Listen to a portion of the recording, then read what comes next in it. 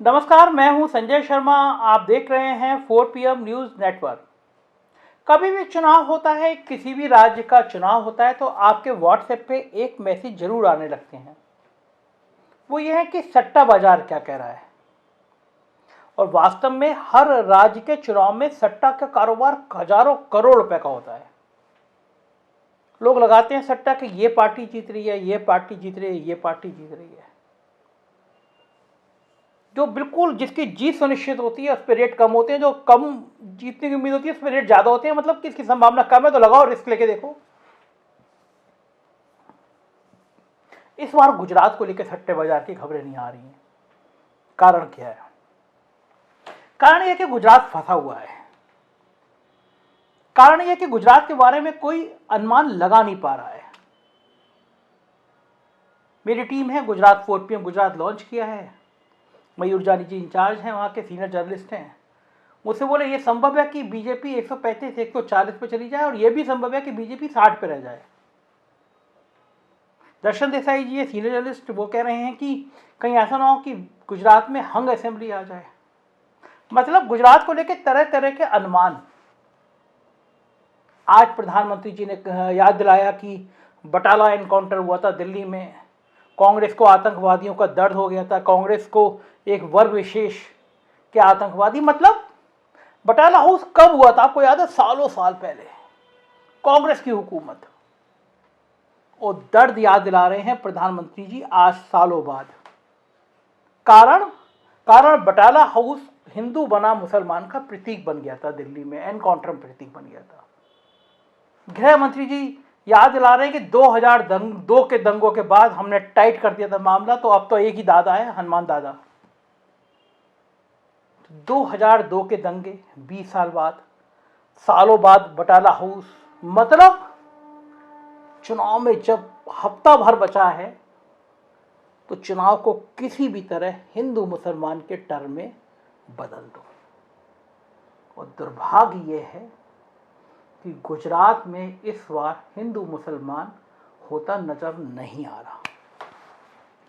दरअसल गुजरात का विधानसभा चुनाव अब अपने क्लाइमैक्स पर पहुंचते हुए दिखाई दे रहा है। इस चुनाव में तमाम कोशिशें, बहुत मेहनत की, तमाम माहौल बनाया, गोदी मीडिया ने माहौल बनाया, लेकिन तमाम कोशिशों के बावजूद सांप्रदायिक नफरत के लिए कोई जगह फिलहाल बनती हुई नजर नहीं आई है।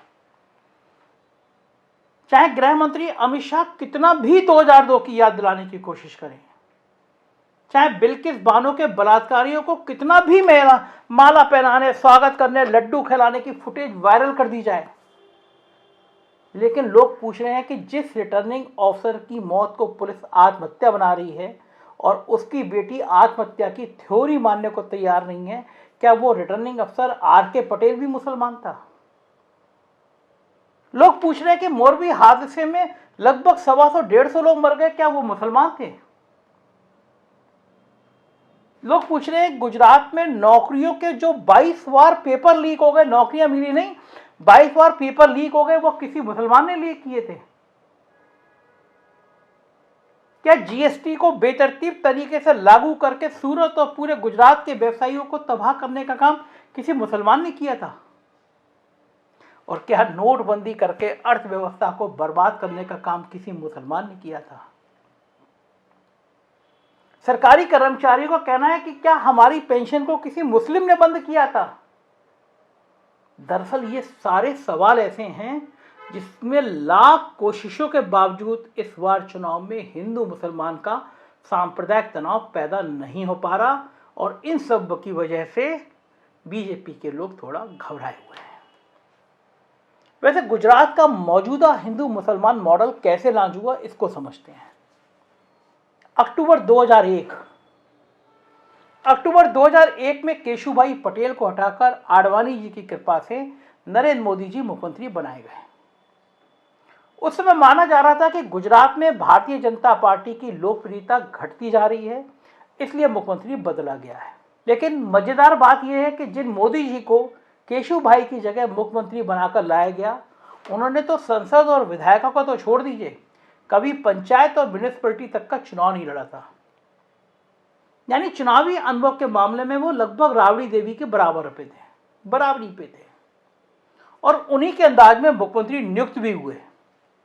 लेकिन मुख्यमंत्री या मंत्री बनने के बाद जो संवैधानिक बाध्यता है कि 6 महीने के अंदर विधानमंडल का सदस्य बन जाना है, उसे पूरा करने के लिए मोदी जी राजकोट की सीट का उपचुनाव लड़े। 28,000 से जीते विधायक बजूभाई बाला ने उनके लिए सीट खाली की।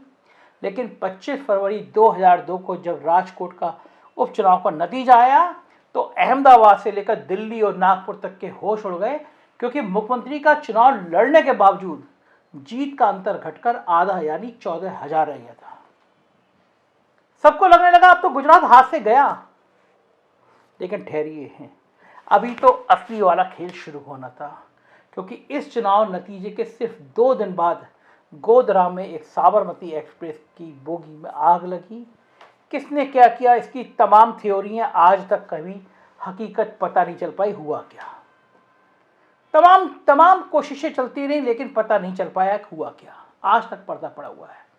और फिर इस कांड के 2 दिनों तक तो कोई खास प्रतिक्रिया नहीं हुई, लेकिन 2 दिनों के बाद जैसे बिल्कुल सुनियोजित घटनाक्रम की तरह गुजरात में हिंसा का तांडव शुरू हो गया। और इस तांडव में आग का काम केवल तत्कालीन मुख्यमंत्री जी के उस बयान ने किया जिसमें उन्होंने इस तांडव को न्यूटन का तृतीय गति नियम कह दिया था। तब से आज तक, याद करिए, तब से आज तक गुजरात में ऐसी सांप्रदायिक जमीन तैयार हुई, यानी एक ऐसी प्रयोगशाला तैयार हुई जिसमें सिर्फ और सिर्फ भारतीय जनता पार्टी की सरकार बनती नजर आ रही है, क्योंकि हर चुनाव में यह माहौल पैदा हो जाता है। देखिए, ज्योति बसु ने भी बंगाल में अपनी पार्टी की 3.5 दशक तक राज करने वाली जमीन तैयार की थी।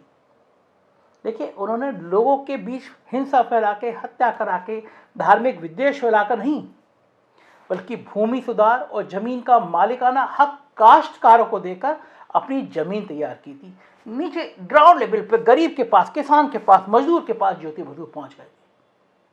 लेकिन गुजरात में तो एक नए तरह के हिंसक हिंदुत्व की एक ऐसी प्रयोगशाला तैयार हुई जो 2014 के बाद दिल्ली पहुंचती, कभी अखलाक की लीचिंग, तो कभी इंस्पेक्टर सुबोध कुमार सिंह की लीचिंग, तो कभी पहलू खान की लीचिंग से आगे बढ़कर लोगों की पहचान कपड़ों से करने की बात तक पहुंच गई।